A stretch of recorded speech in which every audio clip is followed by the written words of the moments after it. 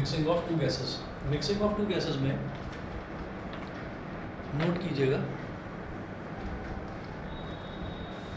दो डायग्राम बनानी है सबसे पहले।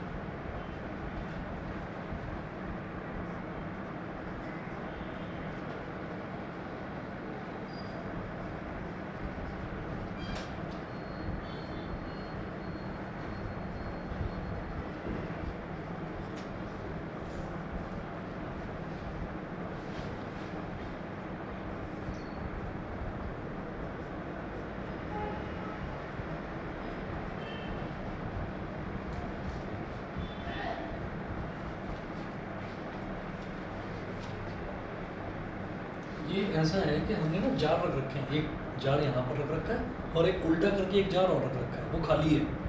और उसके बीच में हमने क्या कर रखा है कि एक ना कार्ड लगा रखा है, तो पतला सा कार्ड या पतला सा कागज़ लगा रखा है।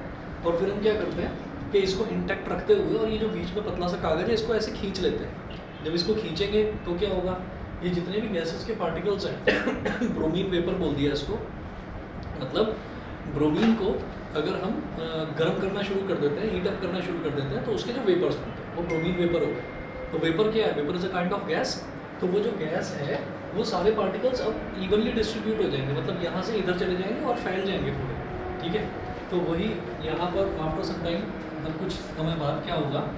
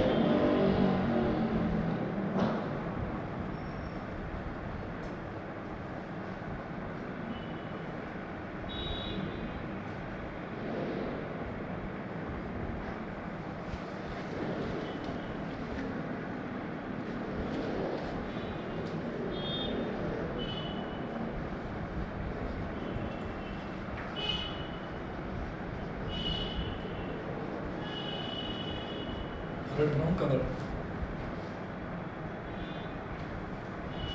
यहाँ लिख लीजिएगा बिफोर और यहाँ लिखिएगा आफ्टर। बिफोर और after.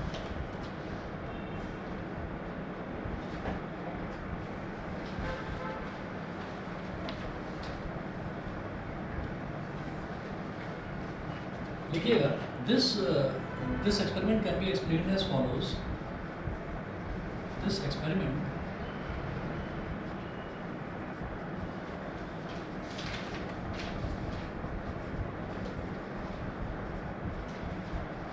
can be explained as follows.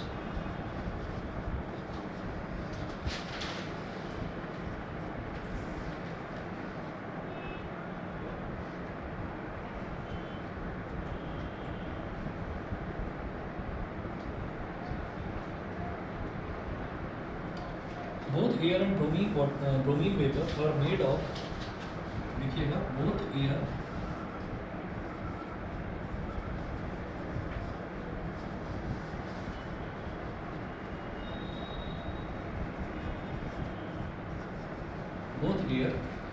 and bromine vapor are made of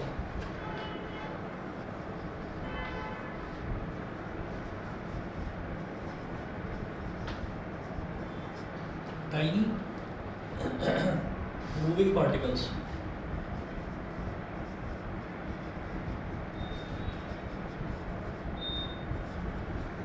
Are made of tiny moving particles. Next, the moving particles of bromine vapor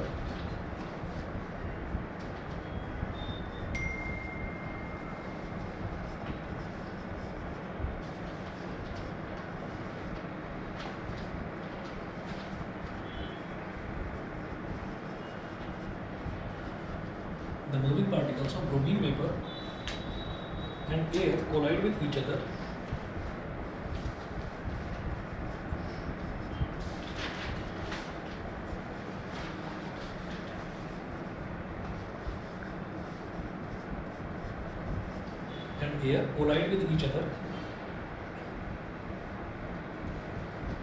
and bounce about in all directions.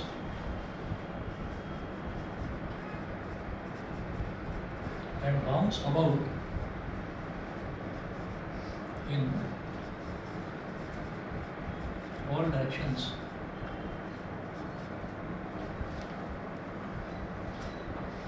Due to which they get mixed uniformly.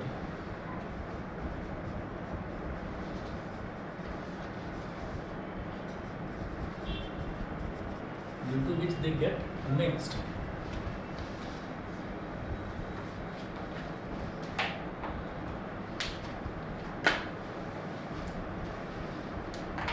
Due to which they get mixed uniformly.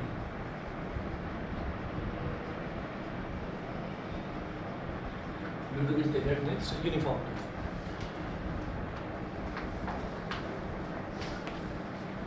ठीक है.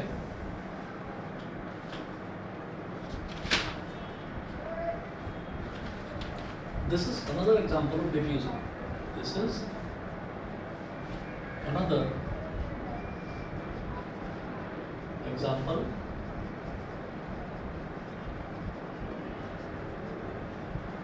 of diffusion. तो आप ये देखिएगा कि यहाँ पर हो क्या रहा है कि यहाँ पर छोटे छोटे पार्टिकल्स हैं ब्रोमीन वेपर के. अब वो रेड ब्राउन कलर के हैं तो वो हमको दिखाई दे रहे हैं. एयर के भी छोटे छोटे पार्टिकल्स हैं, इसी साइज के हैं, लेकिन क्या है कि वो ट्रांसपेरेंट पार्टिकल्स हैं तो उनको हम देख नहीं पा रहे हैं. अब क्या हुआ कि हमने यहाँ पर बीच में कोई सेपरेशन के नाम पर हमने कोई पतला सा बारीक सा कोई कागज़ लगा रखा था. उस कागज़ को हमने खींचकर अलग निकाल दिया. जब उस कागज़ को हमने अलग निकाल दिया तो ये जो ब्रोमीन वेपर है, ये ब्रोमीन वेपर धीरे धीरे धीरे धीरे ऊपर की तरफ जाना शुरू होंगे. ठीक है.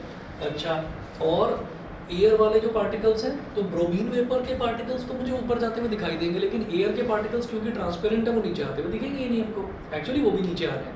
तो ऊपर नीचे पार्टिकल्स जा रहे हैं, नीचे वाले ऊपर जा रहे हैं, ऊपर वाले नीचे आ रहे हैं. मतलब कुल मिलाकर वो थॉरोली मिक्स हो रहे हैं आपस में. अब जब वो आपस में मिक्स होते जा रहे हैं तो इसका मतलब क्या हुआ कि हमको थोड़ी देर बाद ऐसा दिखाई देगा जैसे कि रेड ब्राउन कलर के जो पार्टिकल्स हैं वो पूरे में यूनिफॉर्मली डिस्ट्रीब्यूट हो गए. अट्रैक्शन नहीं होगा. अट्रैक्शन नहीं कहेंगे, अट्रैक्शन नहीं, डिफ्यूजन इस वजह से कहा जाता है क्योंकि यहाँ पर ना सारा का सारा ब्रोमीन वेपर सारा यहाँ पर इकट्ठा था. हायर कंसंट्रेशन यहाँ पर था. तो हायर कंसंट्रेशन से, और यहाँ ब्रोमीन वेपर थे ही नहीं, यानी कि ब्रोमीन वेपर का कंसंट्रेशन यहाँ कितना था, 0 था. तो हायर से लोअर की तरफ वो मूव कर रहा है, इसलिए डिफ्यूजन ही बोल रहे हैं इसको. क्लियर है? ठीक है. अच्छा, हाँ जी बोलिए. सर, ब्रोमीन वेपर ऊपर क्यों जाएंगे? ग्रेविटी तो नहीं नीचे पुल करती है. ठीक है. जो ये होता है ना, ब्रोमीन वेपर हो गए और जैसे ये एयर हो गया, तो इसमें है क्या कि इनका जो वेट है, इनका वेट इतना हल्का होता है कि उससे अगर ग्रेविटी, मतलब ऐसा होता है, देखिएगा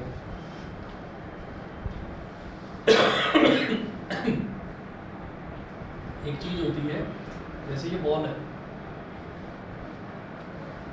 और ये जो बॉल है, ये इसका मास m है, बॉल का मास m है। मैंने एरो नीचे की तरफ क्यों लगाया है? क्योंकि ग्रेविटी नीचे की तरफ एक्ट कर रही है। mg वो फोर्स होती है जिस फोर्स से बॉल नीचे की तरफ गिरेगी। हमने किसी बॉल को लिया और बॉल को ऐसे नीचे छोड़ दिया, ठीक है। अब ये जो g होता है, वैसे इसकी वैल्यू 9.8 होती है, लेकिन हमने कहा कि चलिए अप्रॉक्सीमेटली हमने इसको 10 मान लिया।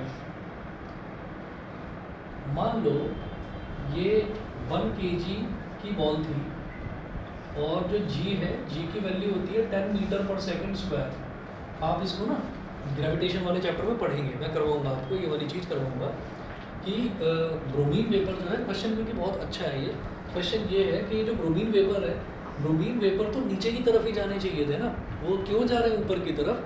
कि ग्रेविटी क्या उन पर एक्ट नहीं कर रही है? तो हम ये कहेंगे ग्रेविटी तो एक्ट कर रही है, लेकिन ग्रेविटी के बावजूद ऊपर जा रहे हैं। कैसे जा रहे हैं देखिए,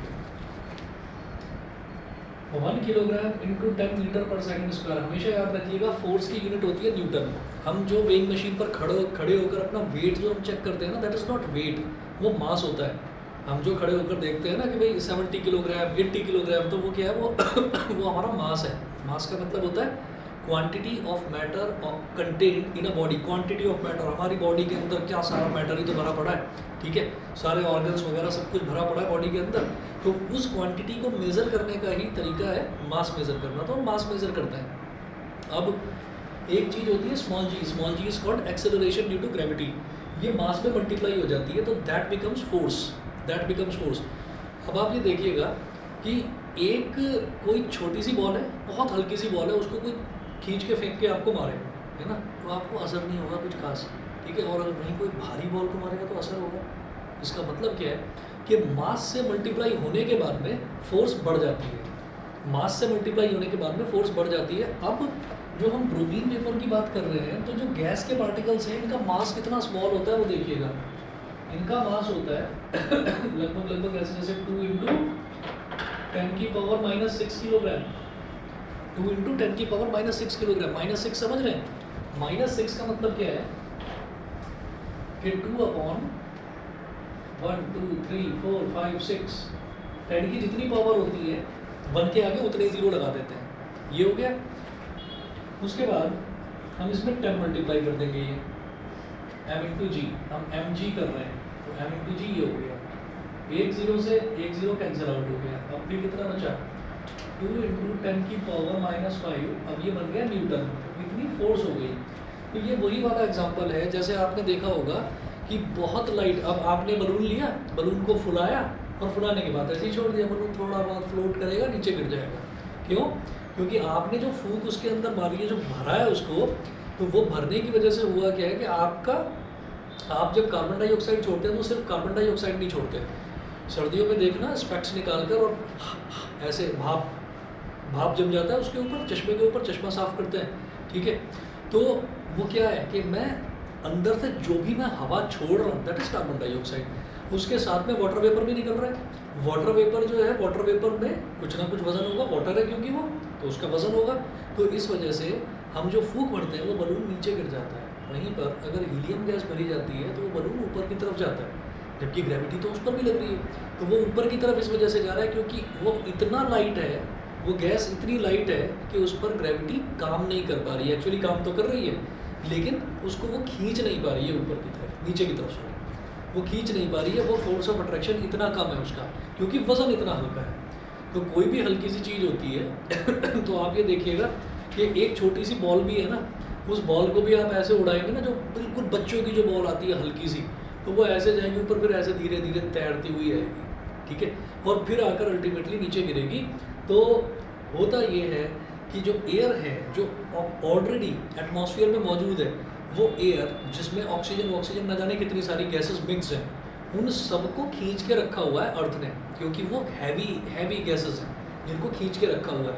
इसी वजह से हम जिंदा हैं। और हमेशा ये होता है कि लोग जो है ना प्लानिंग करते हैं कि लद्दाख घूमने जाऊंगा, सियाचिन घूमने जाऊंगा, ठीक है, कारगिल घूमने जाऊंगा, और बहुत सारे लोग ऐसे होते हैं आधे रास्ते वापस लौट के आ जाते हैं कि सांस नहीं आ रहा मेरे को। सुना है कि नहीं? बहुत लोगों को प्रॉब्लम होती है कि सांस नहीं आ रहा वहाँ, क्योंकि वहाँ ऑक्सीजन लेवल कम है। ऑक्सीजन लेवल कम क्यों है? क्योंकि वो बहुत ज़्यादा हाइट पर है।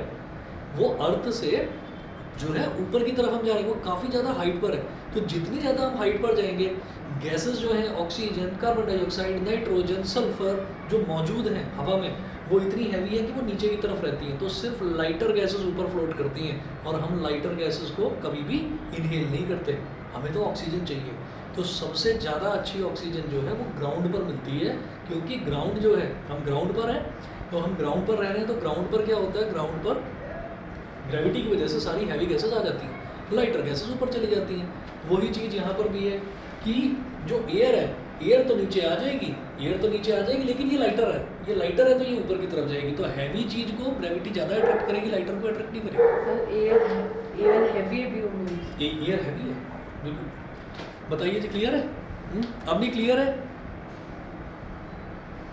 Yes sir. ठीक है, चलिए मैं आगे चलता हूँ फिर।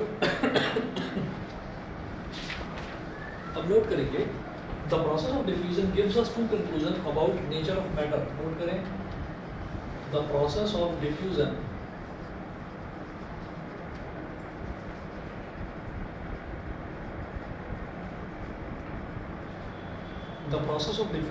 gives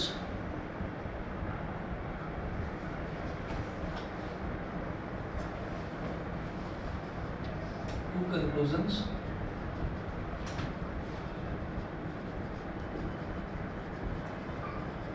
about nature of matter. About nature of matter.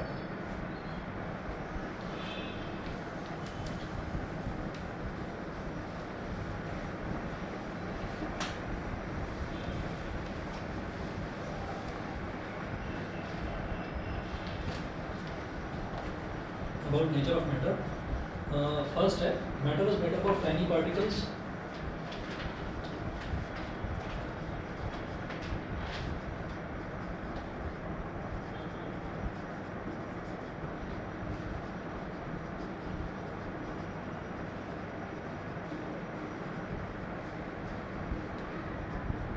Matter is made up of tiny particles. Second है, particles of matter are constantly moving.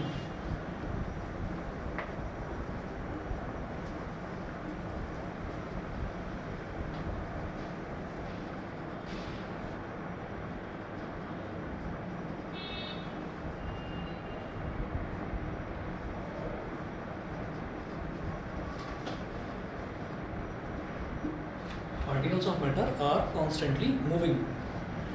ये हो गया। समझ गए? तो हमें जो है बेसिकली पार्टिकल्स ऑफ मैटर का प्रॉपर्टीज हमको देखनी है कि प्रॉपर्टीज उनकी क्या क्या हैं। तो पहली प्रॉपर्टी क्या समझ में आती है कि matter is made up of tiny particles, matter के जो पार्टिकल्स हैं बहुत छोटे छोटे होते हैं। दूसरी प्रॉपर्टी ये है, particles of matter are constantly moving. ठीक है, एक तीसरा एग्जाम्पल नोट करें, movement of pollen grains in water. Third है, movement of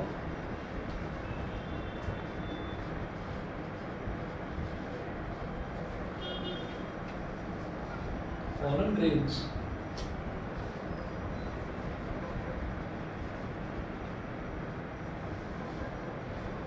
movement of pollen grains in water.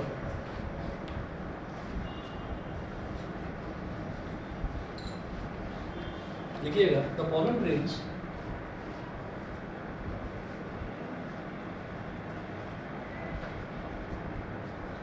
the pollen grains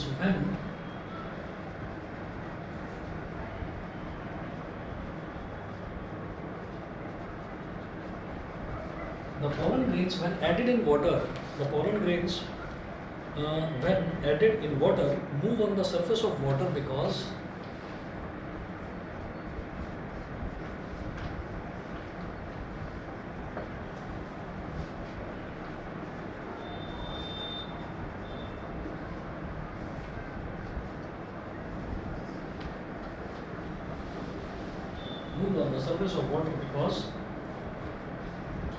they are constantly being hit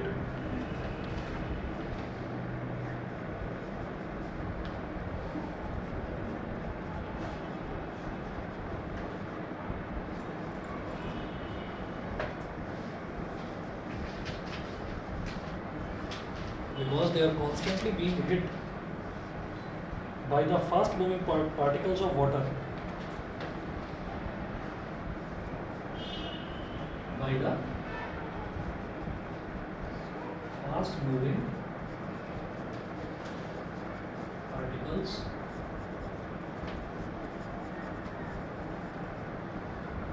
by the fast moving particles of water.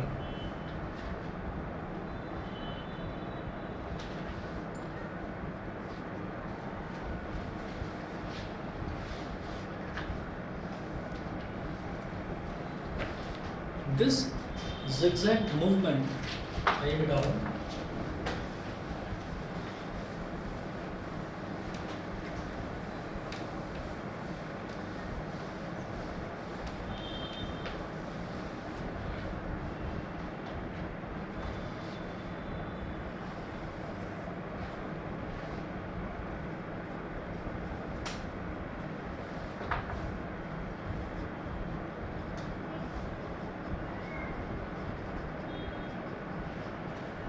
This zigzag movement of the small particles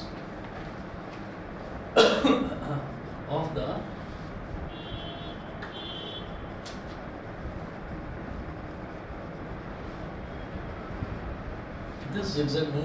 small particles suspended in a liquid or gas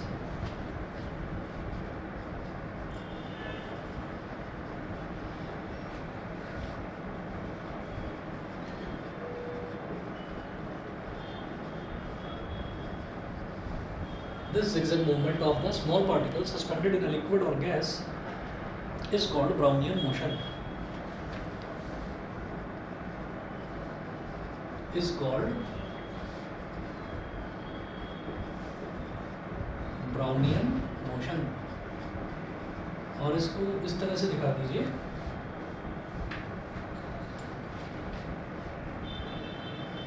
एक circle बना लो ऐसे. यहाँ पर लिखिएगा कि top view of a glass tumbler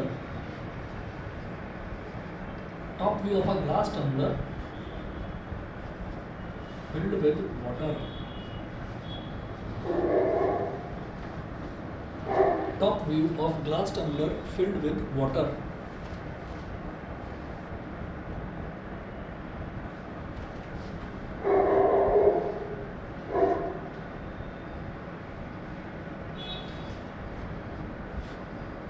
ऐसे बना लेना, कोई भी डिजाइन बना लो कैसे भी, कुछ भी एग्जैक्टली मेरी कॉपी करने की जरूरत नहीं है.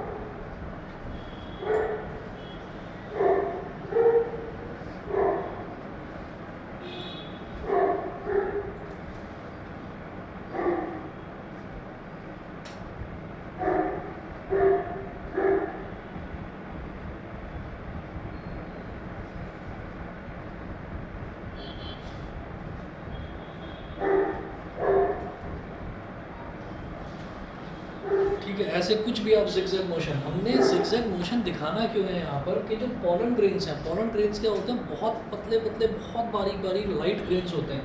हमने उन लाइट ग्रेन्स को यहाँ पर डाल दिया. यहाँ पर लिखिएगा, पहले लिख दीजिए यहाँ पोलन ग्रेन्स, पोलन ग्रेन्स हैं. फिर यहाँ पर लिखिएगा invisible moving particles of water, मतलब ओपन स्पेस में एरो लगा कर लिख देना ऐसे, invisible moving particles of water.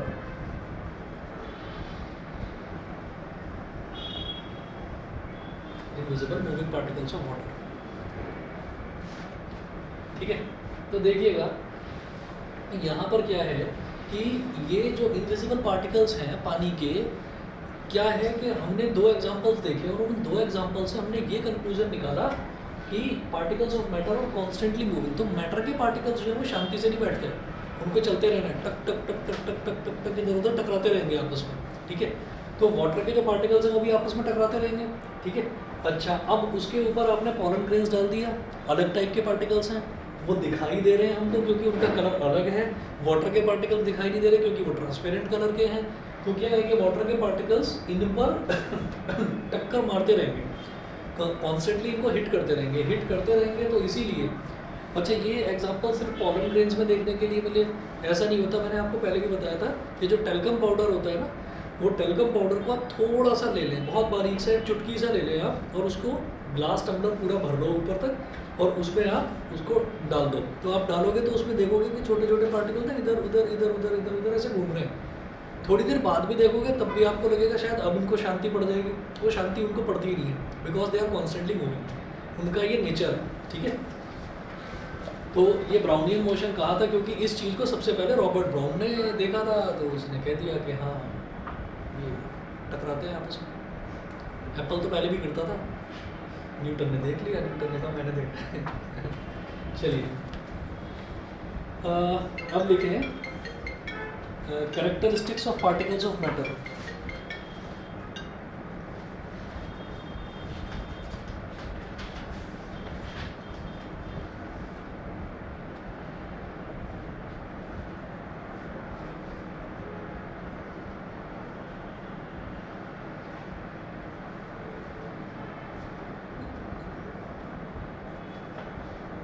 ये इसी डिजर्व में होंगे क्योंकि इनका वेट लाइटर होता है। इनका वेट हैवी होता है। इनका वेट जो है ना, इनका वेट पानी के कंपैरिजन में लाइट होता है, पानी के मॉलिक्यूल्स के कंपैरिजन में लाइटर होते हैं, इस वजह से ये ऊपर फ्लोट करते हैं। क्योंकि ये हर जगह ये एप्लीकेबल नहीं है। आप कहोगे नहीं मेरे को तो चीनी के दाने डालकर देखना, वो चीनी के दाने हैवियर है वाटर मॉलिक्यूल से, तो वो चुपचाप नीचे चले जाएंगे। ठीक है, तो इनका वेट बहुत हल्का होता है, इस वजह से वो ऊपर फ्लोट करते रहेंगे और फिर मूव करते रहेंगे।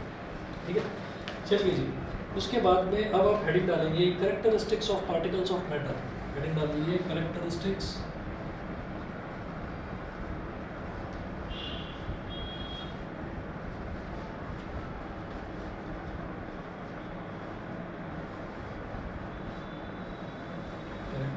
of particles of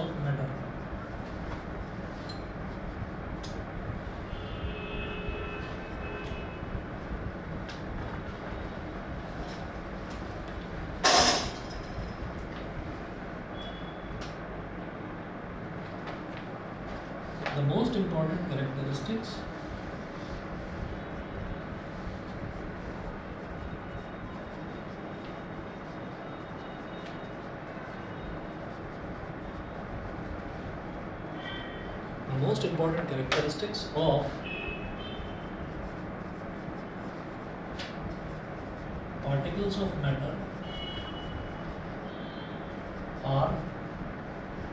The most important characteristics of particles of matter are first, the particles of matter are very, very small.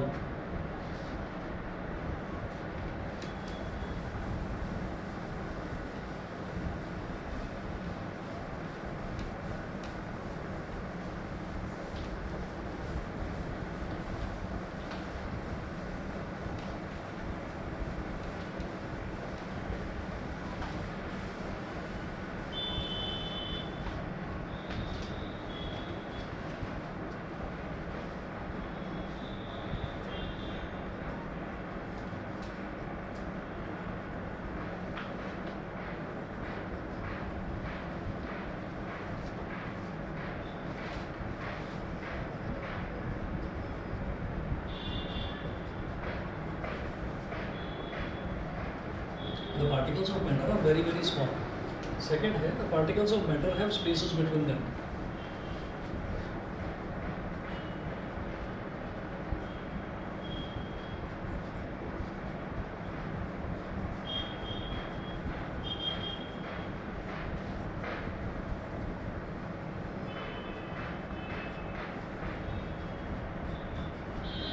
Have spaces between them. Third है,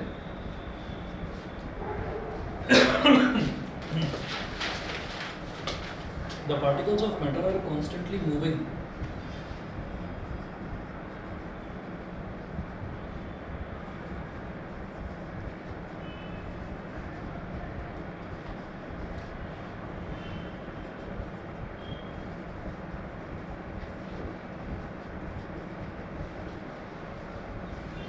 The particles of matter are constantly moving. ये third हो गया property इसकी। Fourth property है, the particles of matter attract each other.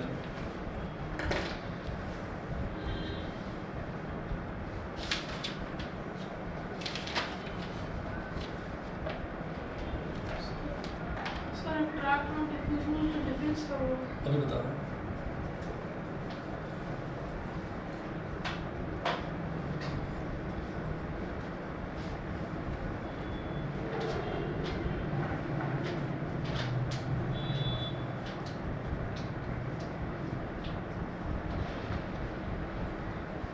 The particles of matter attract each other. अब देखिएगा इनमें difference क्या है। हमने कहा कि एक ये रूम है, इधर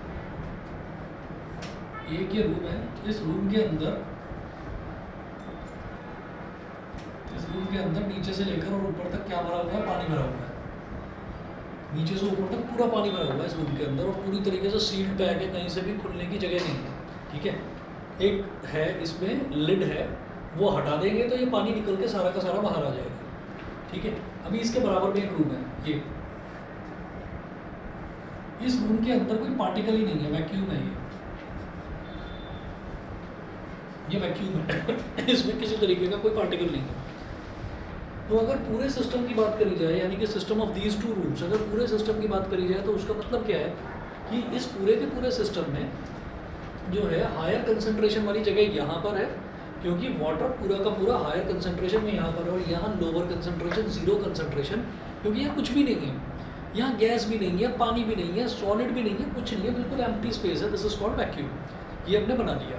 ठीक है, अब हमने क्या करा कि हमने यहाँ से एक लिड लगा रखा था, सील्ड था वो लिड, वो लिड को हमने हटा दिया।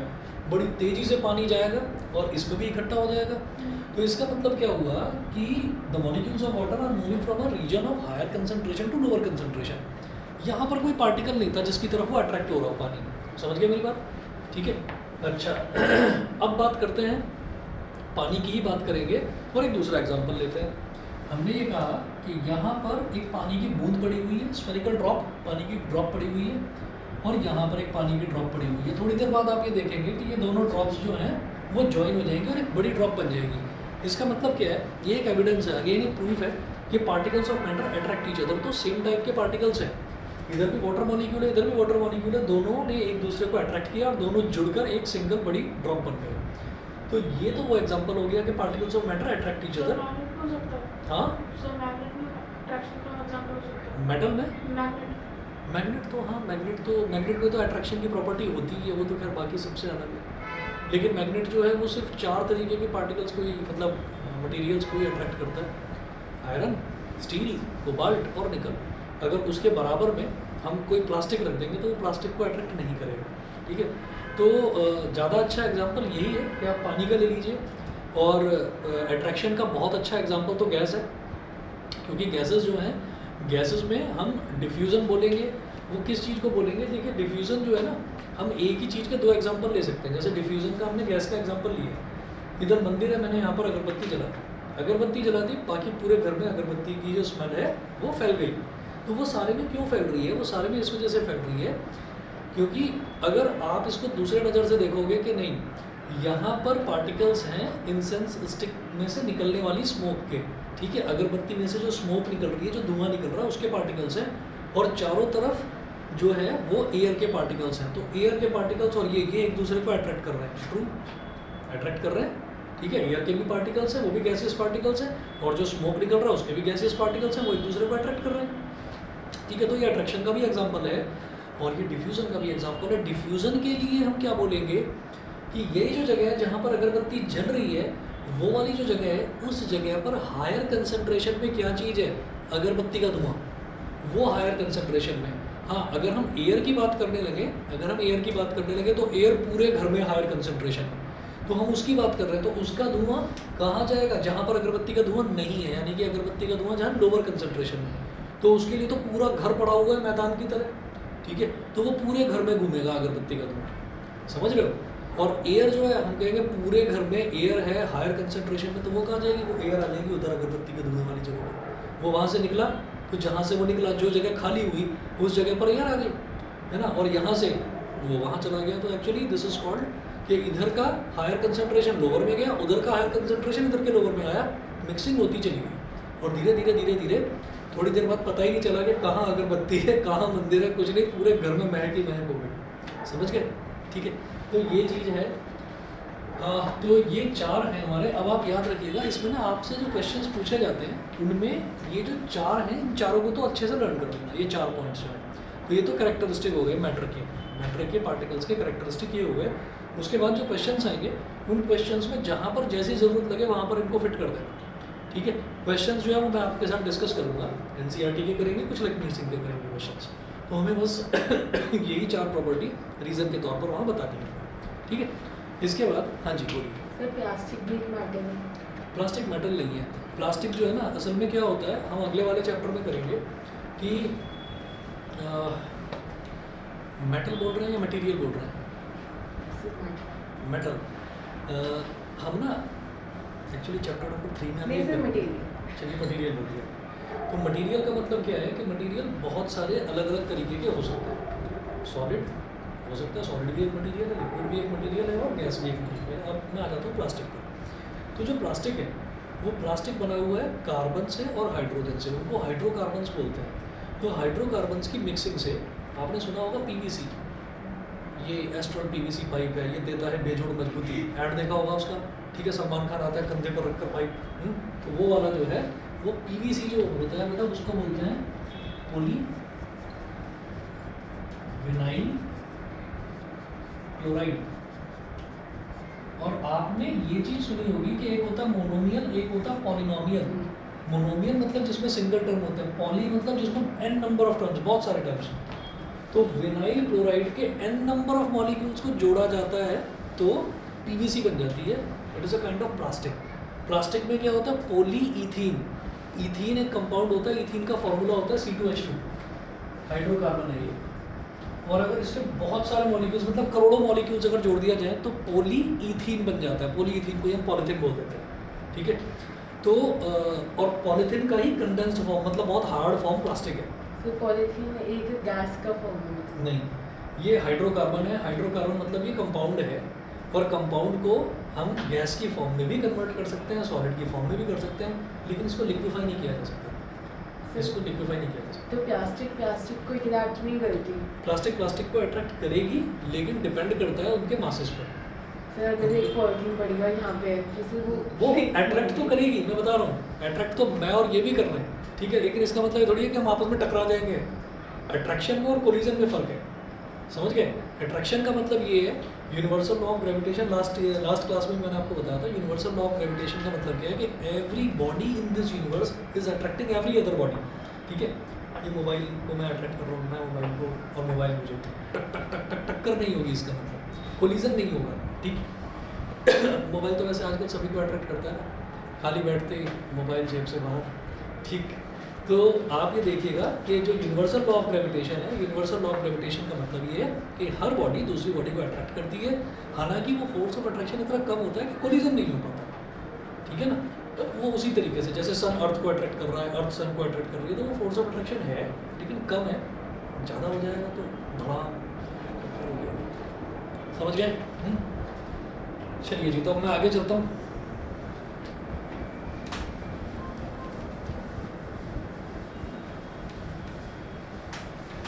वैसे आप लोग ना सवाल अच्छे पूछते हो सभी बच्चे, इस बार 9th में सब आप अच्छे बच्चे हैं ज़्यादातर सभी। बाकी आपका टेस्ट लूँगा तब पता चलेगा कितने अच्छे हो। चलिए जी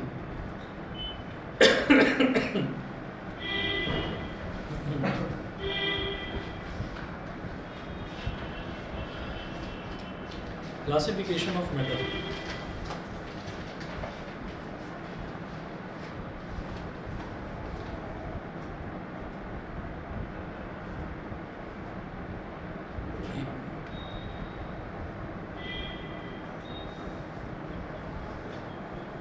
अरे तनिष्क, वीडियो बंद कर लो अपने।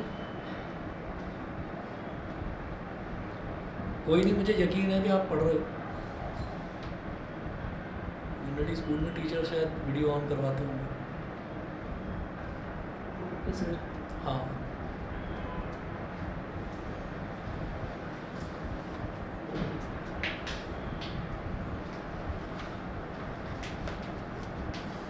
Classification of metal.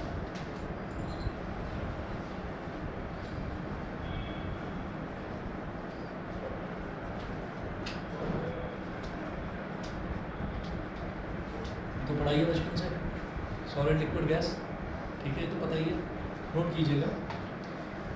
All the matter can be classified into 3 groups. All the matter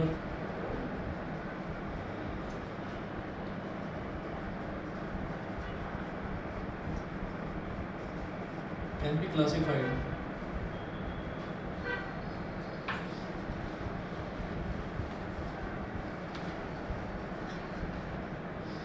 into 3 groups: solids, liquids and gases.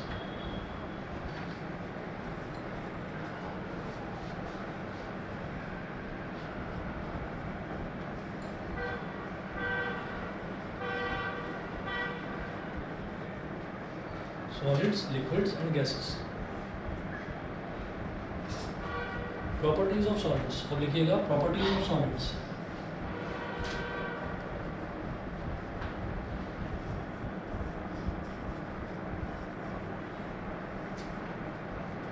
Properties of solids. They have a fixed shape and fixed volume.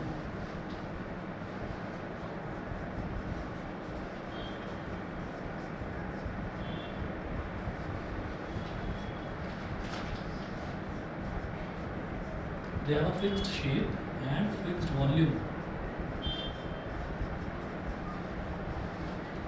Second, they have fixed shape and fixed volume. Second, they cannot be compressed much.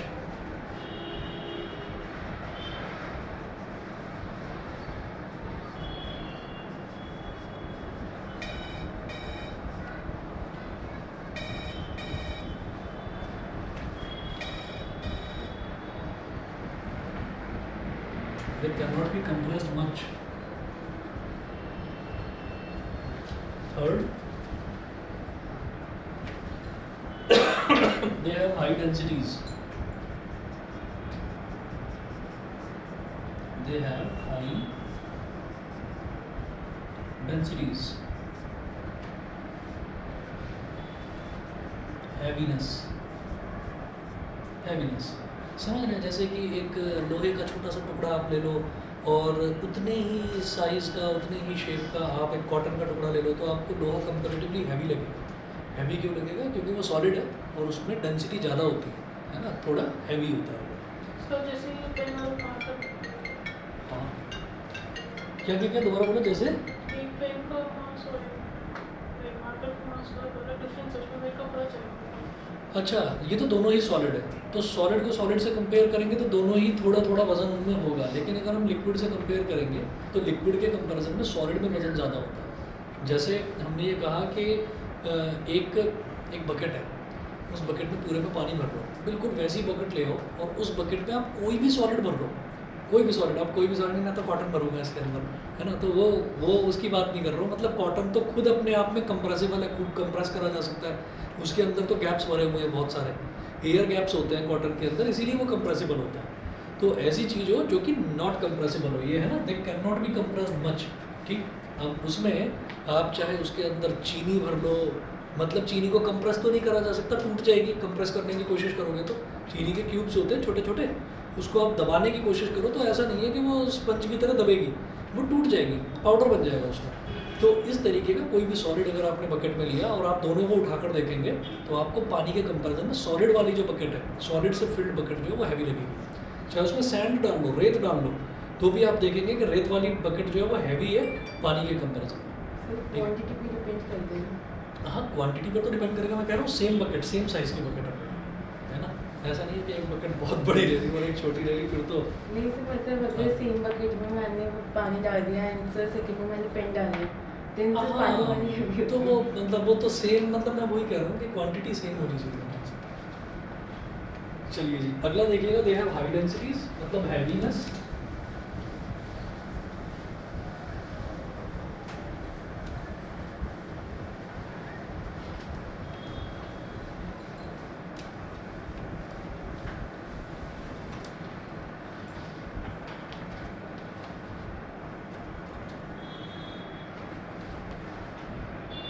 फिर है they do not fill their container completely,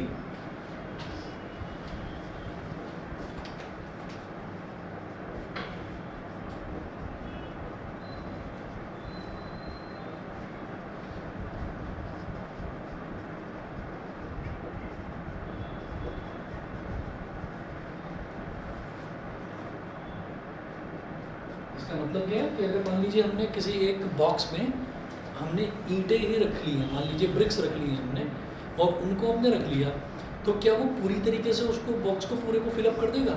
नहीं कर पाएगा, थोड़ा बहुत gap रह जाएगा बीच में ना, हवा वगैरह का गैप थोड़ा बहुत रह जाएगा। लेकिन वहीं पर मैं ये कहूँ कि पानी मैंने भर दिया उसमें, तो पानी में कहीं कोई गैप नहीं छूटेगा, पानी पूरी ही पूरी जो जगह है उसको पूरे को कवर कर देगा। ठीक है, मतलब बॉक्स में अगर हमने किसी बॉक्स में पानी भर दिया तो उसमें ऐसा नहीं होगा कि नहीं ये बीच में ना थोड़ा सा एयर स्पेस है, यहाँ पर आप हाथ डाल लो तो वो गीला नहीं होगा हाथ, तो ऐसा नहीं होगा, उसमें पूरे में पानी वो पूरे को कवर कर देगा। ठीक है, तो they do not fill their container completely, solids पूरी तरीके से नहीं भर पाते कंटेनर को, थोड़ा बहुत गैप रह जाता है। लिक्विड पूरी तरीके से भर लेता है, गैस पूरी तरीके से भर लेती है। फिर है सॉलिड्स डू नॉट फ्लो,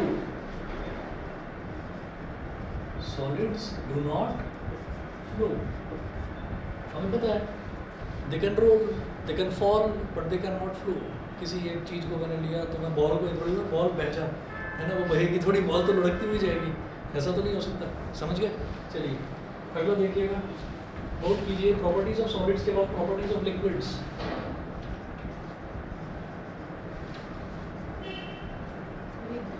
हाँ जी बोलिए। इससे रिलेटेड नहीं है सर। हाँ सर इससे रिलेटेड नहीं हाँ है। कोई बात नहीं, पूछो ना। सर अगर हमने एक बकेट में पानी लिया है सर, हम कभी उसको कट ही नहीं कर सकते पानी को, हाँ। क्यों? वो इस वजह से नहीं कर सकते क्योंकि उनकी फिक्स्ड साइज और फिक्स शेप नहीं होती, इस वजह से नहीं कर सकते। हाँ हाँ, यही रीज़न है। आइस को कर सकते हैं क्योंकि आइस की फिक्स साइज और फिक्स शेप है, until and unless the same temperature is maintained. हाँ वो सॉलिड की कैटेगरी में आता है। सर लेकिन लिक्विड में भी है, अगर मेल्ट हो जाए तो लिक्विड है, वरना वो तो मान लिया, लेकिन फिर वही है कि जब वो मेल्ट हो गया लिक्विड है तो अब उसकी साइज और शेप फिक्स है ही नहीं। तो अगर किसी चीज़ की साइज और शेप फिक्स है ही नहीं तो आप इसको काटोगे कैसे? आप उसके अंदर हाथ घुमाओगे, हाथ ऐसे ही चला जाएगा। ठीक है, कहने के लिए कह सकते हैं हाथ से काट देता हूँ मैं पानी को, ठीक है मेरा हाथ नहीं, ये चाकू है। समझ गए बात को? तो उनकी कोई फिक्स साइज और फिक्स शेप नहीं है। ऐसे ही हम कहने लगे कि हमने एयर को काट दिया, ये एयर नहीं काट पाएंगे ना, क्योंकि फिक्स साइज और फिक्स शेप है ही नहीं उसकी। बताओगे? क्लियर है? चलिए प्रॉपर्टीज ऑफ लिक्विड्स। फर्स्ट देखिएगा, फर्स्ट है they have a fixed volume but no fixed shape. They have a fixed volume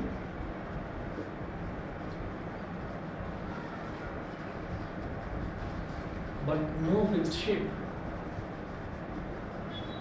इसका एग्जांपल 1 लीटर की पानी की भरी हुई बोतल। ठीक है, एक बॉटल है उसमें पानी हमने भर दिया, तो पानी उसमें भरा बॉटल में, तो वो 1 लीटर पानी बॉटल के अंदर है। उसने बॉटल की शेप ले ली, अभी उसको पानी को फेंक दिया फर्श पर। ठीक है, तो अब जब फर्श पर वो पड़ा हुआ है ना, तब भी वो 1 लीटर ही है।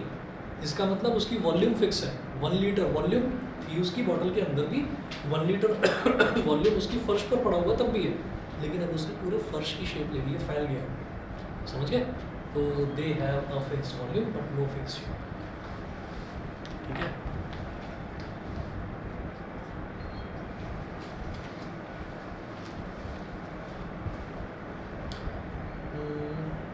liquids cannot be compressed much.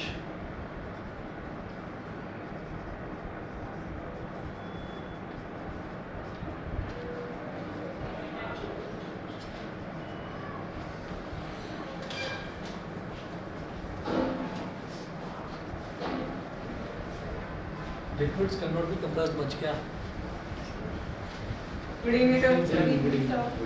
Last वाले को देखना चाह रहा हूँ, दरवाज़ा बंद कर दो। Cannot be compressed much. उसके बाद they have moderate to high densities.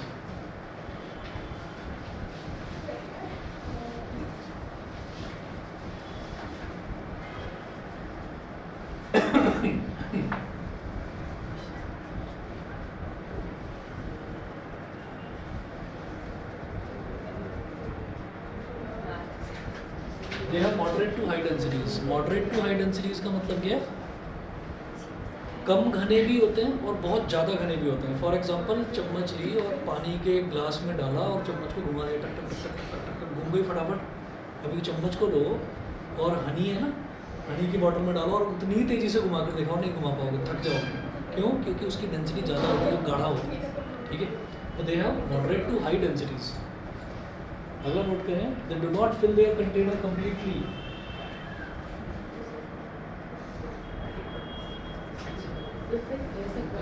बता दो। हाँ ये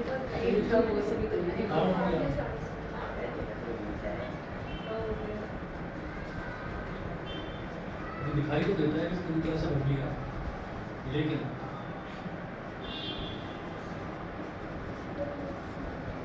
इसको समझ लीजिए कि do not fill their container completely, क्योंकि अगर वो पूरी तरीके से भर लेता तो लिक्विड के अंदर हम कुछ ऐड ना कर पाते, लेकिन लिक्विड के अंदर हम शुगर ऐड कर पाते हैं।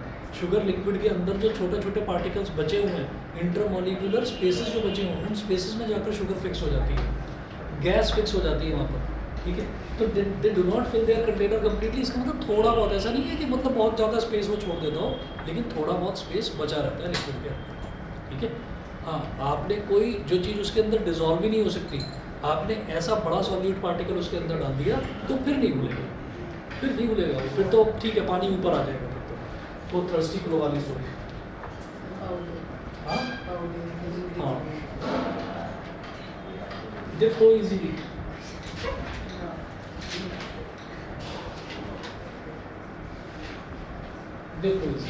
ठीक है, ये है प्रॉपर्टीज ऑफ गैसेस। अगली क्लास में कराऊंगा, और कल आपकी क्लास होगी, मैं आपको बता दूंगा, या तो दोपहर में रखूँगा 1 या 2 बजे के आसपास, ठीक है। सुबह मैसेज कर दूंगा, गया कि बच गया, चेक करना नीचे उस सीट के नीचे। कोई नहीं ले लो। तो जैसा भी होगा मैं आपको मैसेज कर दूंगा, सुबह कर दूंगा मैसेज 9-10 बजे तक, ठीक है। और अगर 1 या 2 बजे